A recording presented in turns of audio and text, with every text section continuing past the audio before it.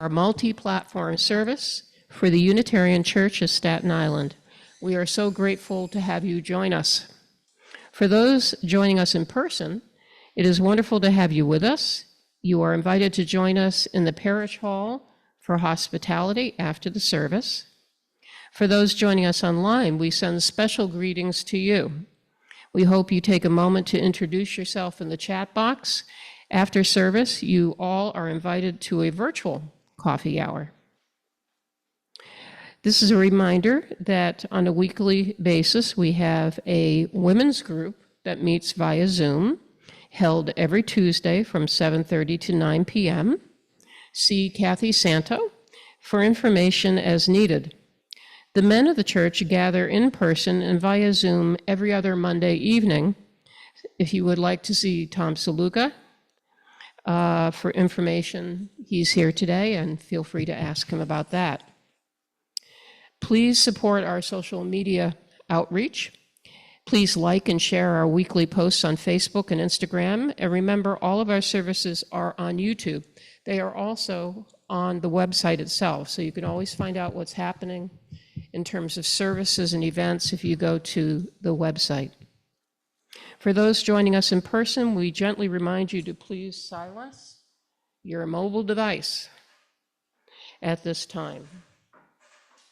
And now, let us prepare for this morning's service.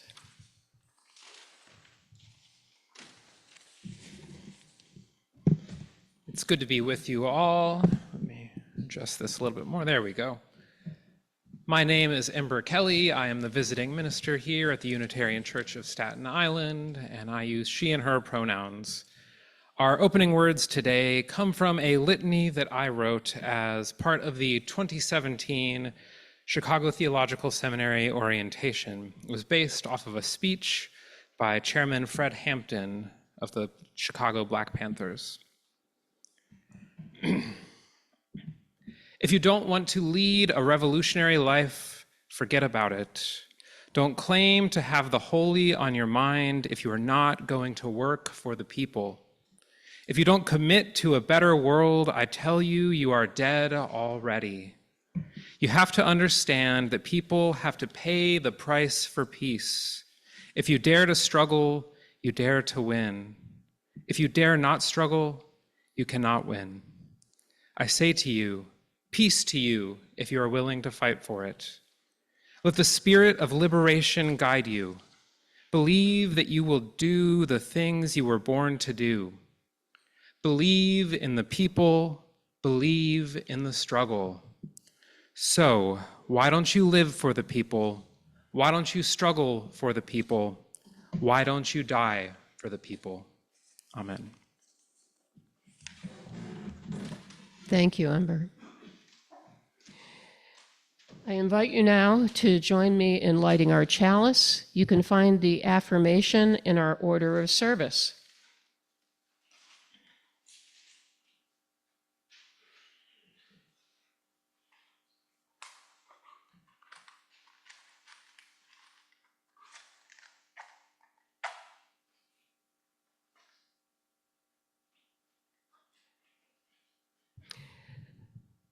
We light this chalice in the search for truth and the spirit of love. We unite in worship and fellowship. As an extension of lighting our chalice, I want to take a moment of silence to light these candles for some of the names of those who have recently been affected by police brutality. We cannot cover all the names of those affected. I'm going to light a candle for the life of Terry Pfeiffer, for the life of Thomas Convalin, and for the life of Bo Daniel Purty.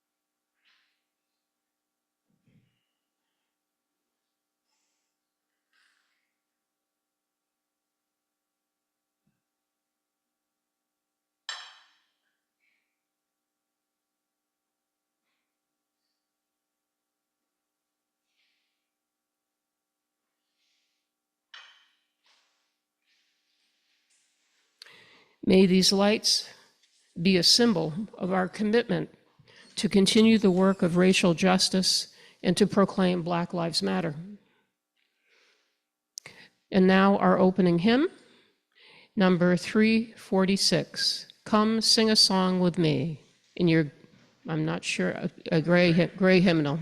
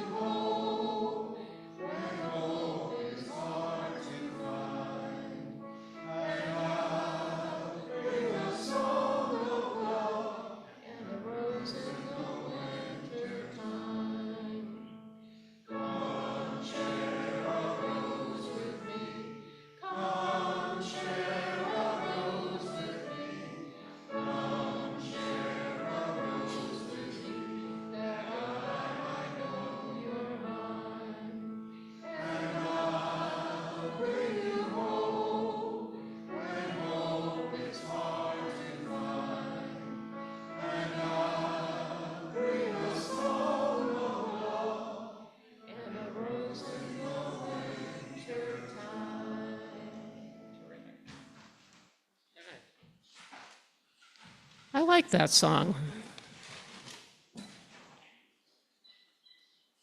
Now is the time in our service for joys and sorrows. If you are visiting us for the first time, this is a great time to introduce yourself, although you don't have to. For those who are gathering in person, we invite you to raise your hand and then stand where you're seated, and I will come around with the microphone to share your joy or sorrow. We invite you to share what is in your heart. For those who are joining us online, we invite you to type into the chat your joys and sorrows. Sally and Ben will read them aloud. We invite you to share what is in your heart.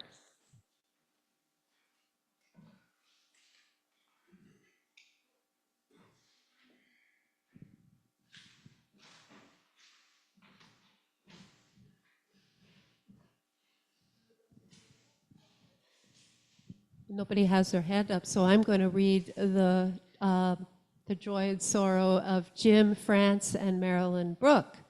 We, Jim France and Marilyn Brooke, had intended to appear in person today to participate in the service and later the annual meeting, but we have been ill with some kind of URI, and we're afraid we would infect other folk.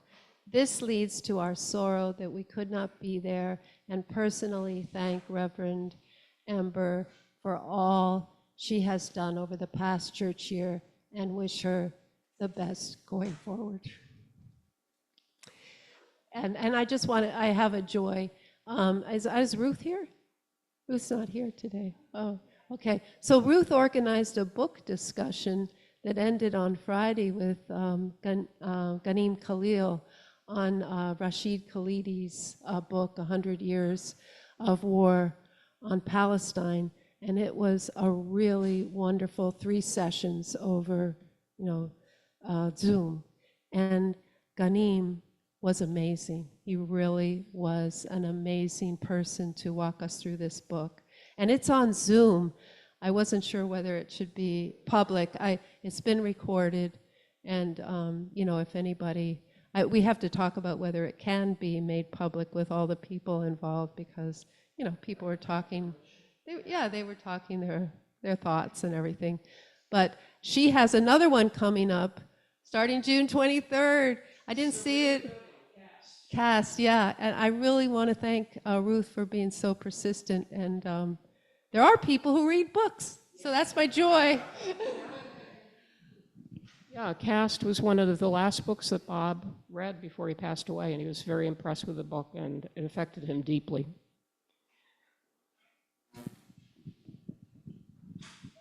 I'm Randy Leeson. I'm the church librarian.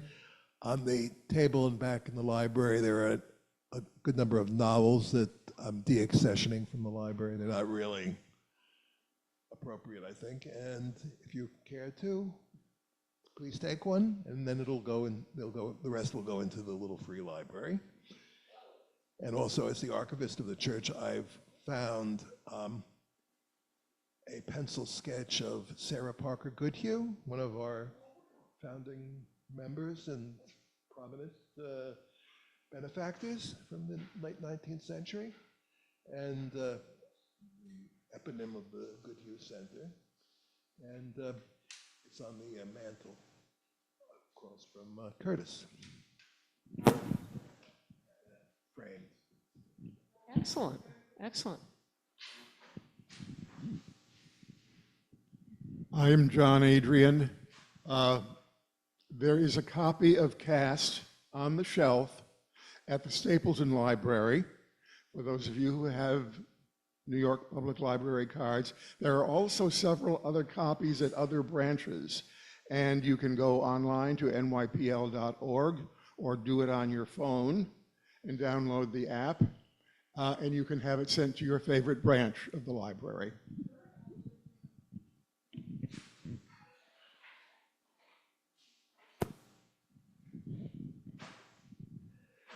I am Patrick. I have one sorrow and one sorrow joy mixed.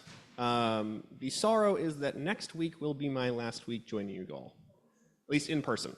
I will be moving out of town the weekend after that, and if I'm not on the road by the time we are in service, then something has gone wrong. The joy-sorrow mix is that last week on Monday, right after our great time here, I got out of work early, and on my ride home, my car finally decided to kick the bucket. This is a joy because it managed to get me through almost the entirety of my contract in New Jersey, and it didn't happen on the drive back to the Midwest, which would have been a bit of a nightmare with the car fully loaded and in the middle of I don't know where. But it is a sorrow because I have had this car for the past 7 or 8 years, and it has been the only car that I have done any of my moves through college, through moving here, through any of the jobs I've done in the summer. It has been my car. It was my first car, and I am sad to see it go. It's tough when the first car dies. Hi, sorry, my name is Gladys. It's my first time here, and I just want to thank you for your reception. So far, everyone I've encountered has been very friendly and welcoming. So again, thank you.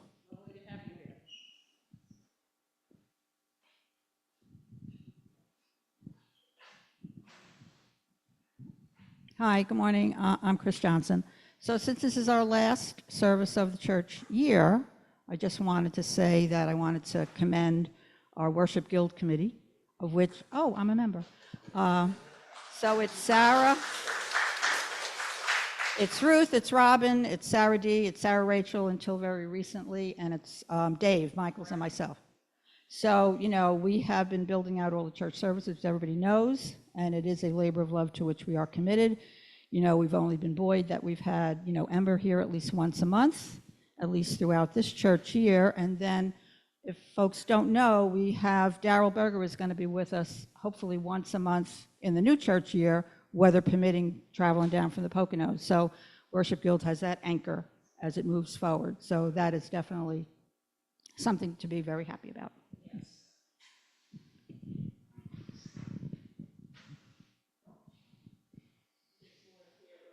Oh, okay.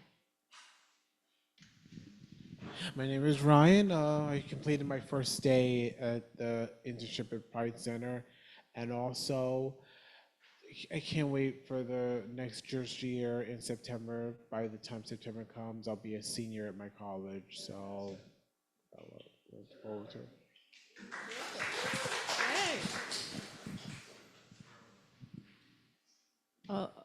Carolyn? Yeah. Okay, first, we have a couple of notes here.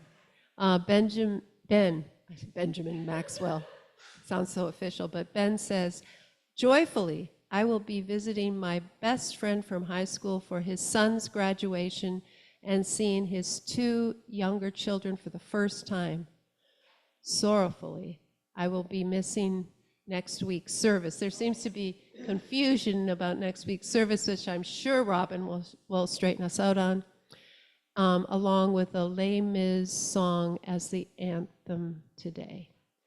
And then Suzanne says, hi, Gladys, and goodbye, Patrick. So sorry to see you go. And of course, our wonderful minister, goodbye and good luck.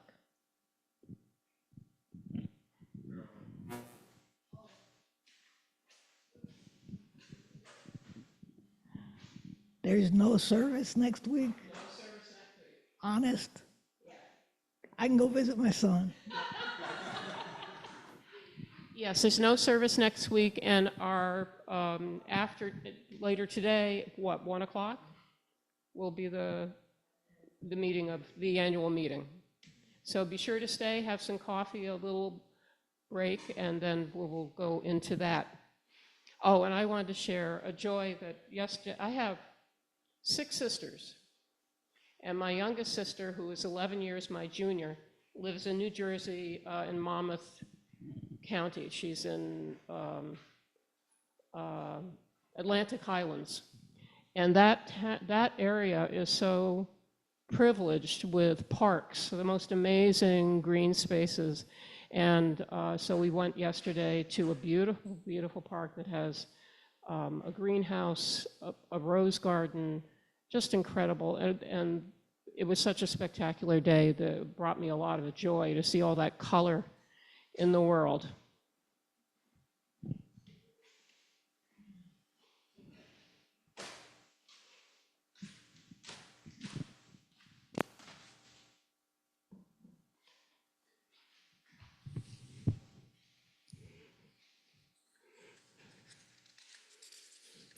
So thank you very much for sharing your joys and sorrows with us, and for those held silently in your hearts.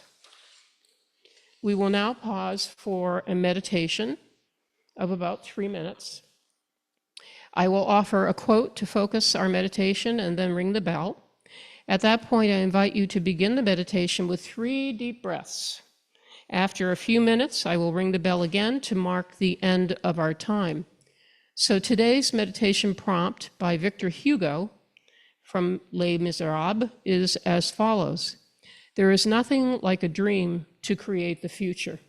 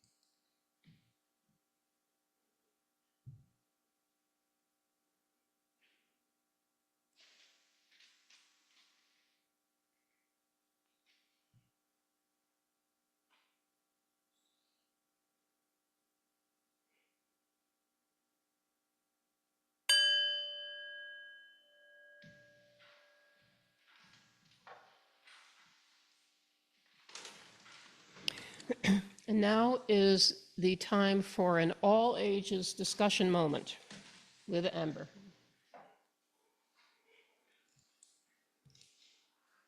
Make sure our microphone is working.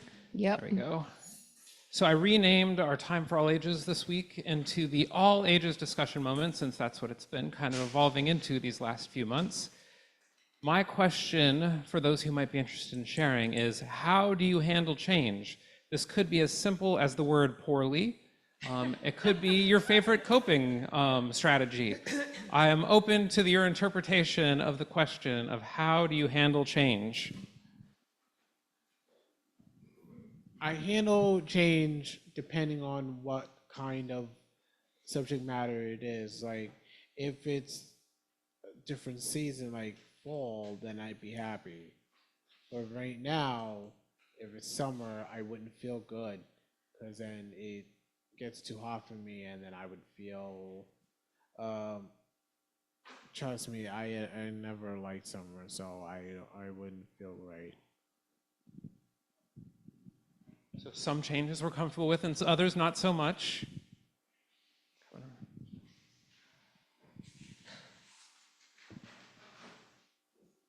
I handle change by always remembering something I read that said, there is nothing permanent in life except for change.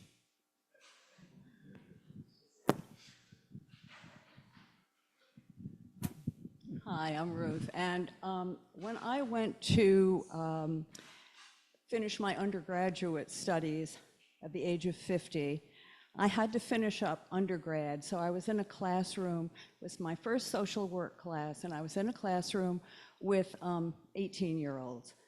And the first thing that our, social work policies and procedures instructor said to us is, change is hard. At the age of 50, as an undergrad with 18-year-olds, I can tell you, change was hard.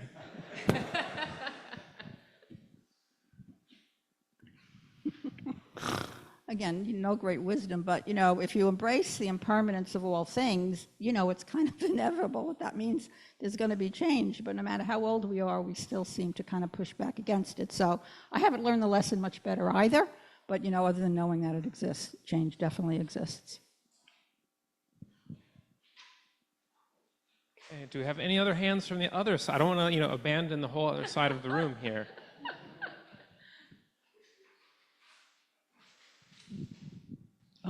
I have fallen back on one of the very few words of wisdom from my ex, and he would say, nothing lasts forever. Times are hard, times are good, nothing lasts forever. I just learned from Buddhism, there's, what was I going to say? I forgot. Life is nothing but change, and so I just go with the flow the best I can.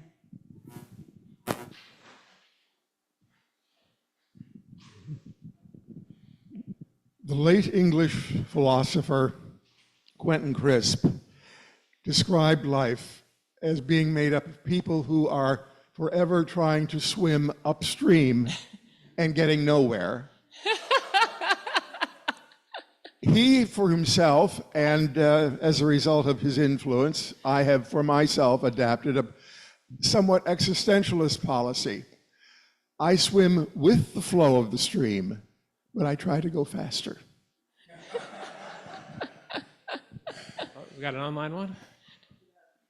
Okay.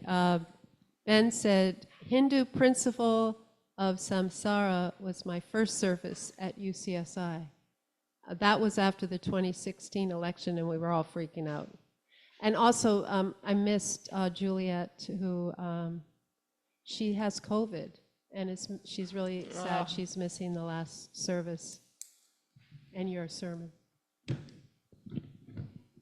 Thank you all for the words that you shared. I love getting to hear our thoughts, and no one said that they just handle change poorly, so I'm proud of you for that. Thank you, Ember. Up to the other Ember. Yes.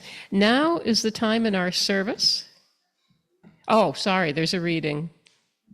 I mean, I can skip it if you want. No, go for it. It's Victor Hugo. So it's another extract from Les Mis. You might notice a theme for today.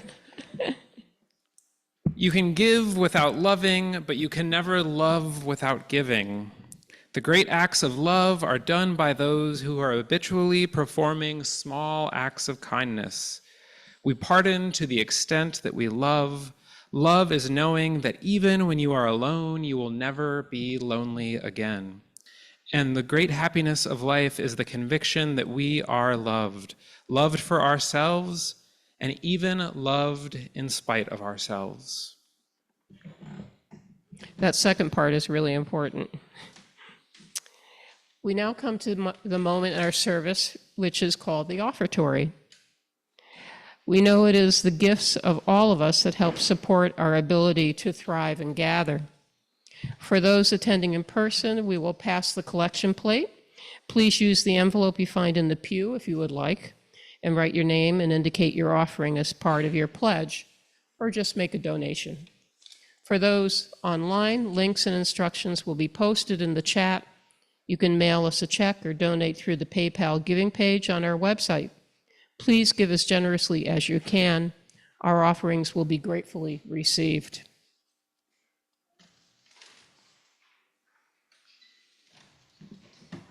So you may find inside of your bulletin a special printout. So last month, as we'll hear a little bit more about in my message, I led a Les Mis youth service at Fourth Universalist, and the director of music there helped to make a modified congregational hymn version of Do You Hear the People Sing, which we're going to sing together today. You now repeat the final verse twice. Final phrase. Ah, Oh, okay. there is a life about to start when tomorrow comes. Okay, just to highlight it. Last. Please rise and join us.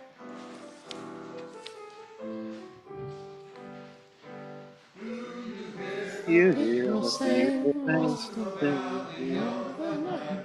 It is the music of the people who are climbing to the light.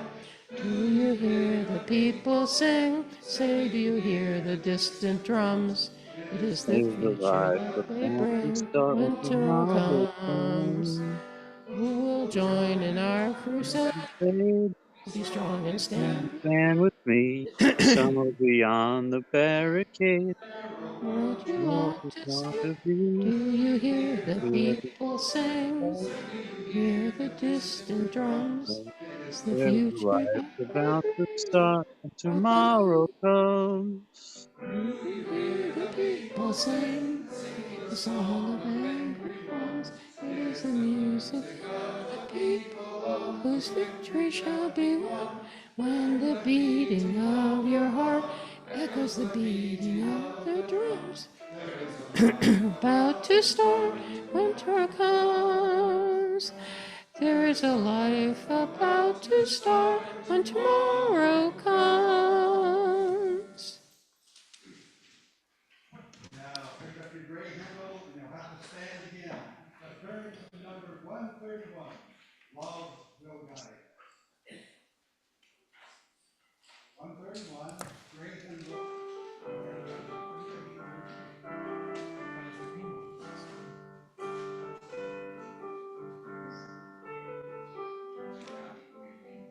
Love will guide us, peace has guide us, hope beside us, will lead the way. On the road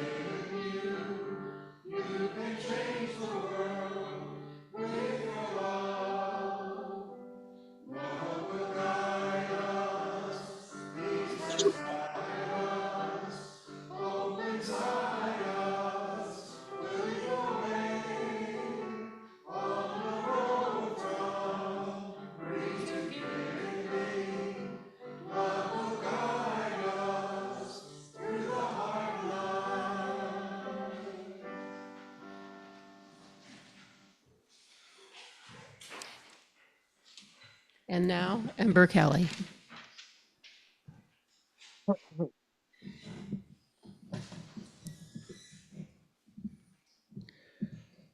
So a word that I have heard a lot this year is the word liminal. Is anyone actually familiar with this word? Okay, we've got a few. For those who didn't take philosophy and theology classes, it's okay. I will define it for you. So liminal space is that in-between space. In terms of like architecture, a hallway, a door might be a liminal space. You're passing from one place to another. In terms of your life, it might be a moment where a lot of things are changing. In terms of our reality, we've been in a major liminal space since COVID. It is the context of our current moment, and these are moments that hold both fear, lots and lots of change, potential for upheaval of the way that we've done things, and these could be changes both wanted and unwanted. I think that while we've learned to love Zoom, there is some instances that we find that is an unwanted change at times now. However, it is useful for those late night committee meetings. But these liminal spaces, these liminal times are moments where there is a lot of potential. And to me, while change can be scary, it is a moment that transformation can take hold, that transformation can happen, and we can choose a path of life that is different from the one that often happens, which is these moments of fear, of clinging to old ways, of clinging to hatred, of individualism.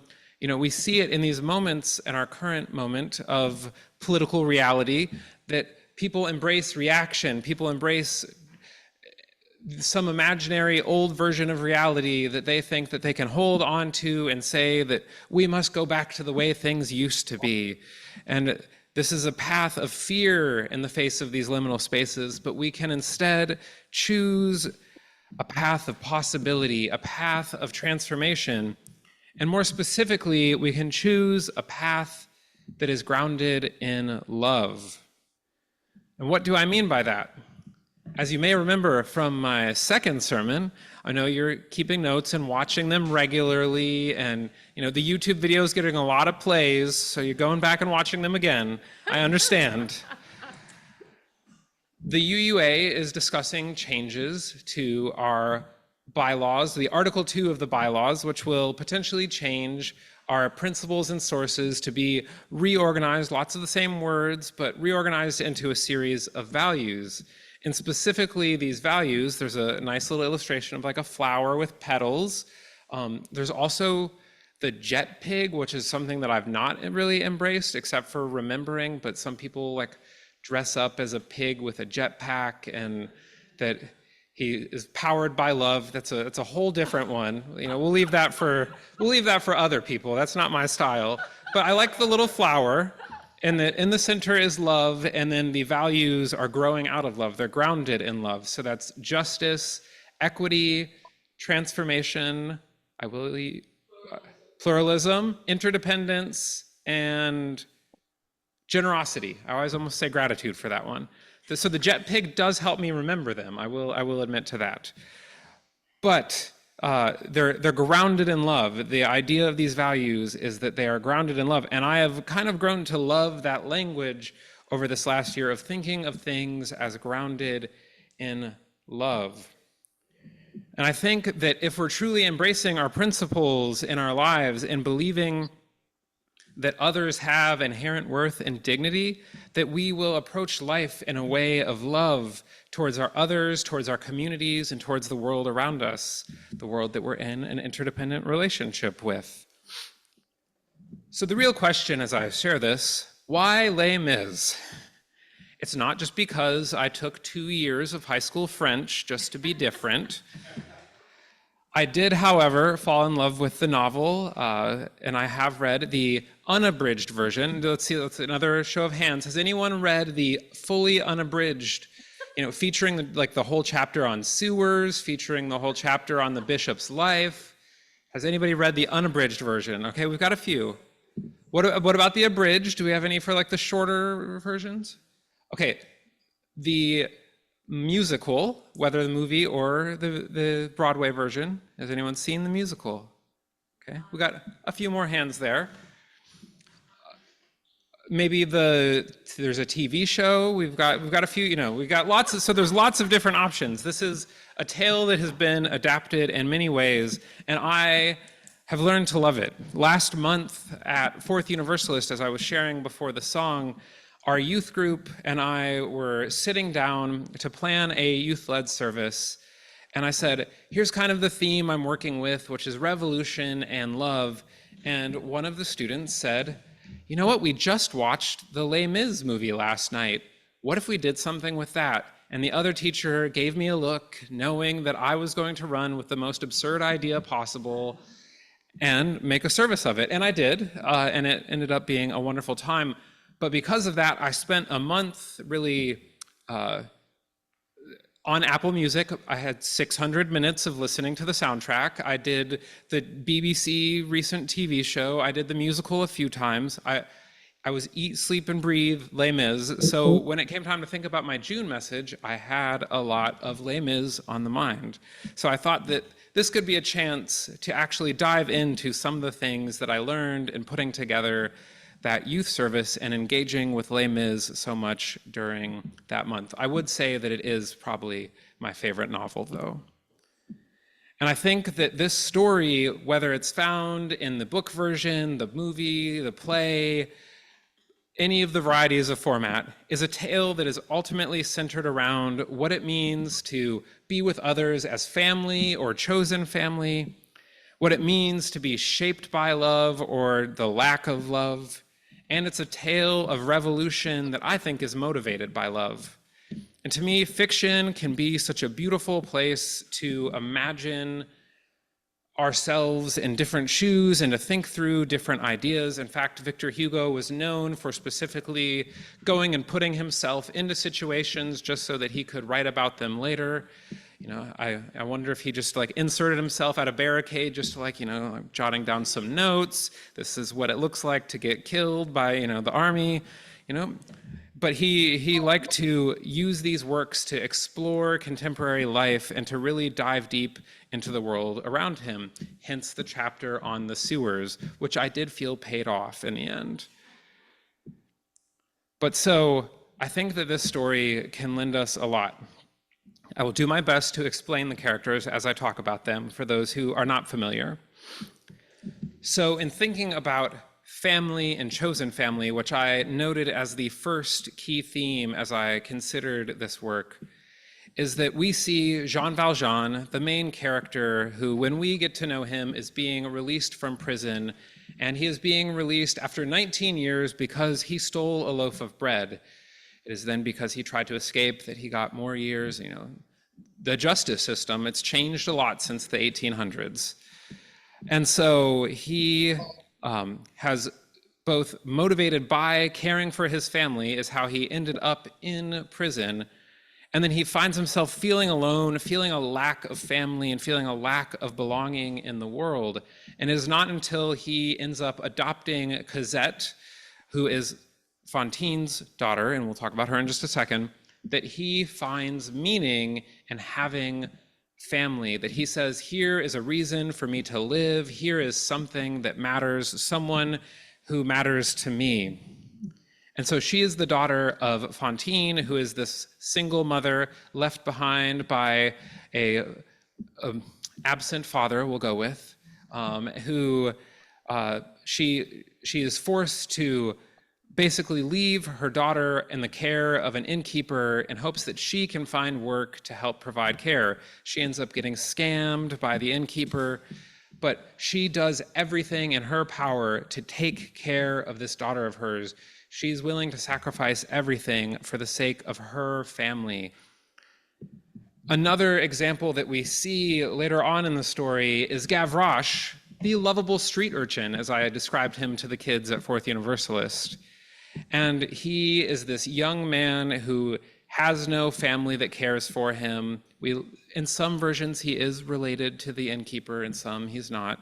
That's in the book, I believe he is formally related to them.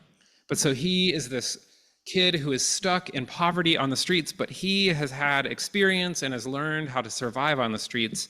And he begins to band together to help some of the younger kids who are new to this, who don't know how to survive on the streets. He makes for himself a chosen family of other street kids who he is willing to care for. He eventually falls in with the revolutionaries, who I find as another example of chosen family. I don't expect that you keep your chronology of French revolutions in line. It's okay. This is not the let them eat cake revolution. That was a little bit earlier. This is post-Napoleon. There's a king again. Complicated French politics that you're welcome to read the book if that is a topic that you really enjoy. But these revolutionaries, they're looking at this past history and saying, why are we settling for just another king? Why are we settling for this poverty? And they are banding together as chosen family. And I think that these lessons are important to us about chosen family because community matters to us. There's a reason why all of my sermons have been hammering home community at some point or the other, why Sarah keeps a running tally of how many times I say community in our Committee on Shared Ministry meetings. It is a word that I am all about. I think that as humans, we need community. We need these chosen families. They may be partially our biological families, and sometimes they may not, and that's okay because boundaries do matter. But we need people who matter to us. We need people to help us ground our life. We can't be expressing love if we don't have others to care for. Specifically, I see love at play in so many ways throughout this story. In the story, there is Javert, who is the police officer who, for some obsessive reason, pursues Jean Valjean for 20 plus years across the course of his life.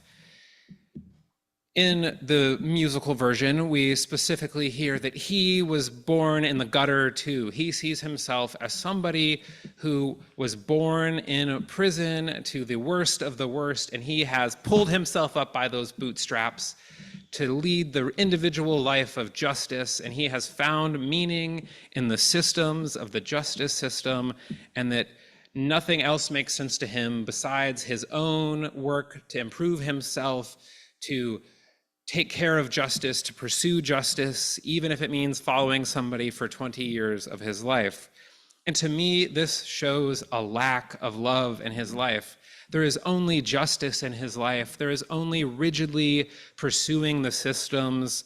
There is no space to just love or to feel loved, which is why when he is shown acts of love later in the story, which spoilers, he is spared death by Jean Valjean, and he doesn't know what to do with this because he has relentlessly pursued Jean Valjean through the years, and he has shown love in a moment that he knows that he would have taken vengeance, that he would have extracted justice by ending his life. But instead, Jean Valjean spares him and shows him mercy. Javert has no clue what to do with this act of love. And we'll leave the spoiler of what happens to him for there. But either way, he does not know what to do with love because he's had no one show it to him and no one to express it to during the course of his life. And we see Jean Valjean when he is first released from prison. He feels so alone and has been treated so poorly by the system that has no room for restoration. And he finds himself on parole, having to show his papers to everyone to explain that he is a horrible criminal, and he is finding no way that he can redeem himself. He stumbles into a bishop's house who provides him food and lodging, and he returns the favor by stealing all of his precious silver.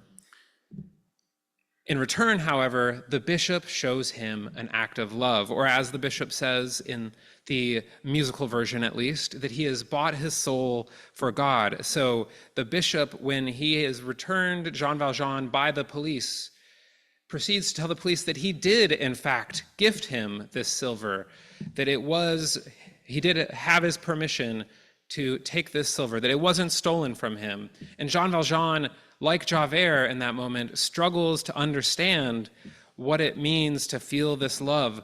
But instead of choosing a path of destruction, he says, this is my moment to have this liminal space and be reborn into new possibility. And he becomes a mayor, he becomes a father to Cosette, and later even helps to save one of the revolutionaries who has fallen in love with Cosette, which to me is another act of love that is majorly important to note, is that even in his love and his deep familial love for his adopted daughter, he realizes that it is not loving to keep her stuck with him for the rest of her life. So when she falls in love, even though it pains him, he finds a way to take care of her intended love, who turns out to be a revolutionary, and he goes to rescue Marius, her love, from the barricade where he is about to die. So he shows this act of love, of knowing that he can let go of her so that she can have a better life. As I pondered this, I thought back to seminary and a lot of the discussions in more conservative Christian seminaries about, is salvation by faith? Is it by works? How exactly are we saved? And I always found these discussions to just not make sense to me, because if we were having faith, wouldn't it express itself in actions? Can you really divide the two? And I think that that applies so much to love. As our reading said, let me make sure I have the wording right, that you can never love without giving, and that these great acts of love are done by those who are habitually performing small acts of kindness. These are love in action. We cannot be living a life of love if we aren't putting it into action. One group that does decide to put their love into action is the revolutionaries. This chosen family of people who have decided, we will not tolerate the mistreatment of the poor, the huge injustices in our society. They are prepared in this moment of liminal space to engage in revolution. They're motivated by love and by a care for the community and the world around them. But the thing is, they don't succeed. Part of this, I think, is due to the fact that in the novel, we see that these people are so cut off from the love, or so cut off from the community around them. They are not engaged in the deeper community and not connected with that community in a way that would enable them to build a movement that changes the world around them.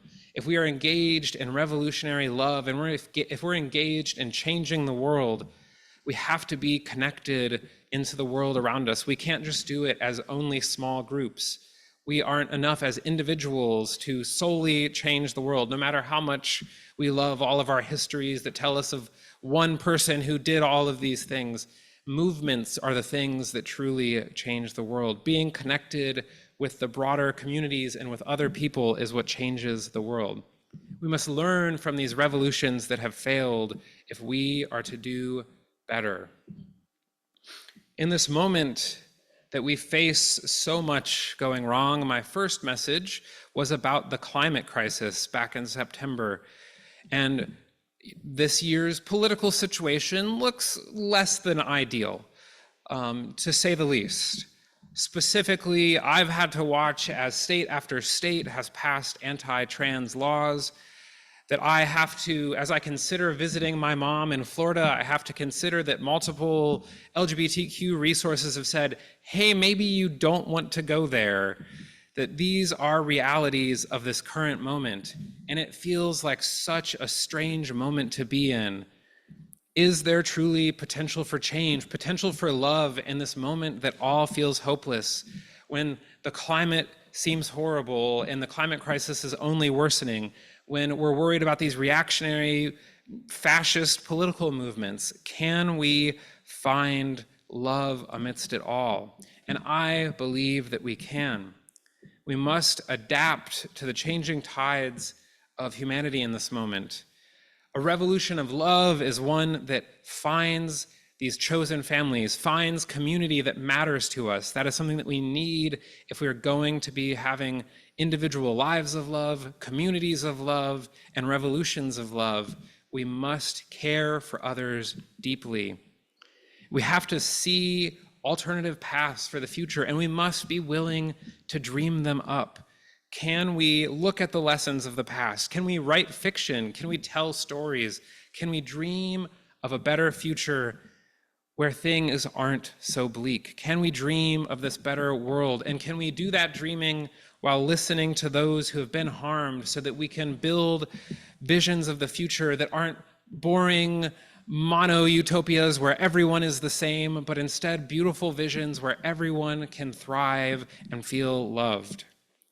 Coincidentally, this week, as I was preparing for this, I picked up Emergent Strategy by Adrienne Marie Brown. I'm not even all the way through it, and as I was reading it, I was just moved by so many of the things that she was saying. Specifically in the book, she talks about how the local and the small in nature patterns to the bigger. That, we see similar patterns as our veins that we see in rivers and all of these sorts of things. But we see this in our lives as well. Once again, back to that reading. Great acts of love are done by those who are performing small acts of love. If we're performing these small day-to-day actions of love, then we become the people who, that when the moment counts, when it hits this major moment, when the avalanche of small acts of love has built up, that we can make those huge actions of love and of kindness to care for others. We have to start with ourselves, with modeling love to those who matter in our lives, to our chosen families, to our communities, and to ourselves. If we can then model it to ourselves, we can then model it in a smaller version of our community, like this congregation, that our congregation can take the time to build beloved community, which is something that I believe that this congregation is doing, that it is building a community of people who care for each other, love each other, and hold space for each other, something that I've talked about many times throughout the course of this year. But we can do that, we can build this revolution of love by modeling love in our own lives, modeling love in our congregation, and then it helps build towards these actions of the wider revolution.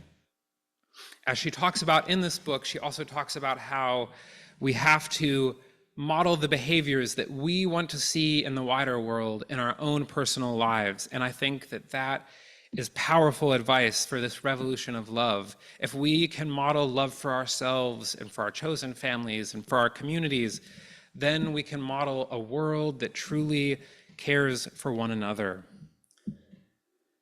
So how do we counter these rising tides of white supremacism, neocolonialism, fascism, climate catastrophe? It feels hopeless, and that's okay to have those feelings of hopelessness. It's okay to be stuck in the gray of this liminal space of feeling that we're in between, feeling like that there's so much possibility, but there's so much possibility that things could go wrong as well. But instead of falling prey to that hopelessness, I think that we must sustain our attention on one another, on caring for one another, on expressing small acts of love in our own life that become big acts of love in our community. We find that love and we wage this revolution of love through caring for one another and continuing to build community. And it means being with others, being with the people around us, connecting to our wider community. Only then can we build these sustained revolutionary movements of love. Even in this hopelessness of the liminal space, even as things feel bleak, even in this rough political year amidst the worries of the climate crisis, I believe that humanity can work together. And most importantly, I believe in love.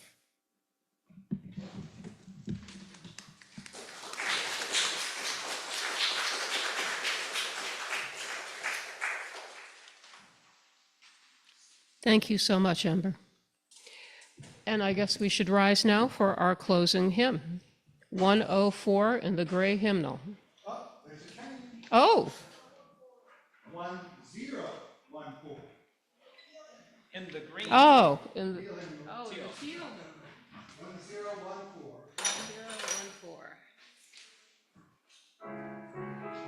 We changed from standing on the sidewalk to answering the call. The Spirit, faith, love, and love alive. And so every soul is blessed and made whole. The truth in our hearts is our guide. We are Jesus, the Son of love. Hands joined together as hearts beat as one. Emboldened by faith, we dare to proclaim. We are Everything that's love. sometimes we build a road to keep them tightly bound. Corrupted by fear, unwilling to hear, denying the beauty we found. We are answering the call of love. Hands joined together as hearts beat as one. Emboldened by faith, we dare to proclaim. Standing in the wall of love. It's dawning when love will not divide. Reflections of grace in every embrace, fulfilling the vision divine. We are standing on the solid ground. Hands joined together as hearts beat as one. Emboldened by faith, we dare to proclaim. We are standing in the call of love. Answering the call of love.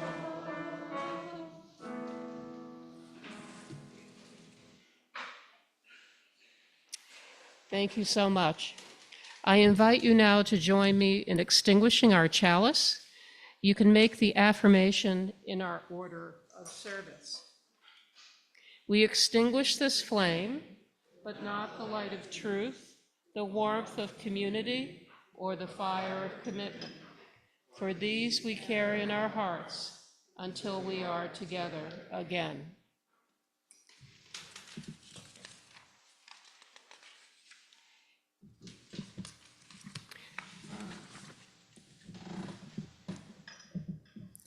Our closing words come from Brightness, a 1919 poem by poet Xu Jiqing, who lived from 1898 to 1948. In the deep and stormy night, ahead lies a barren wilderness. Once past the barren wilderness, there lies the path of the people. Ah, in the darkness, countless paths. How should I tread correctly? God, quickly give me some light. Let me run forward. God quickly replies, light? I have none to find for you. You want light? You must create it yourself.